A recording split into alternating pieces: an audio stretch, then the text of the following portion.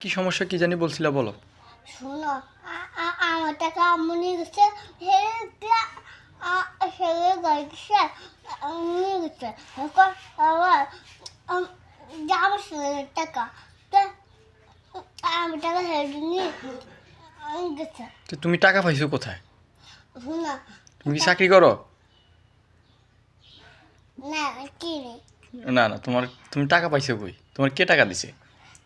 একটা টাকা দিছে। কোন আপু টাকা দিছে তোমারে?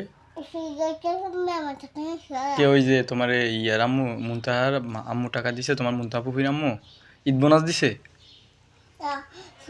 আমুটা মুতাহার মুতাহার আম্মু টাকা দিছে। ইয়া দিছিল টাকা যে আমি দোকানতে আর টাকাটা দিই মুতাহার আম্মু টাকাটা দিই আরেকটা ফিরে এনেছি। আমি এসে গুগল বিচার সেদিন করে দাম আসে না টাকা। এটা কে বলছে? এটা আমি জানি, এটা আমি দেখছি না। কে? তুমি কি জামা সিলাইতে পারো? আম্মু। আম্মু পারে? হুম। আম্মু কার জামা সিলাইছে? তোমার আম্মু তো কারোর জামা সিলায় না। আম্মু শোনো, ওকে বেডি হাতে জামা শিখেছিল আবার সিলেব তুই তুই বাইরেটা তো সাজ নাই। না,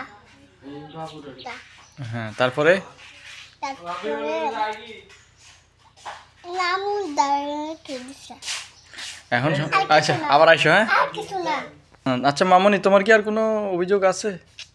হ্যাঁ, কি অভিযোগ বলো? কিছু না। না, তোমার অভিযোগটা কি সেটা বলতে হবে তো বাবাকে।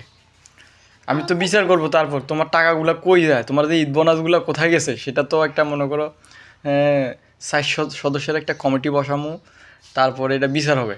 আমি এইদিকে এদিকে তাকাও। হ্যাঁ, বলো। আমি শোনা, আমি সুকা বাড়িতে ওই যাইছিলাম। সুন্দর করে কথা বলো। আমি বাড়িতে ওই ধুয়ে দিয়েছিলাম, ডাক্তারি সারিয়েছিলাম, গোসল করে ছিলাম, মাথার যে হয়ে গেছে হাতে ধরে রাখছে। আচ্ছা, এই কথা কেন? তাহলে তার কোনো অভিযোগ নেই, শুধু কাল তোমার ঈদ বোনাসটা উদ্ধার করে দিতে হইব, এই তো? যে তোমার ঈদ বোনাস কোথায় গেছে এটা খোঁজ বাই করে দিতে হবে না? আমার কথা আমি শুনো আগে। শুনেন গাইস, এই যে আমার মামনি, উনি আমার কাছে অভিযোগ করছে যে ওনার ঈদ বোনাসগুলো কোথায় যায়, এটা আমি উদ্ধার করে দিতাম।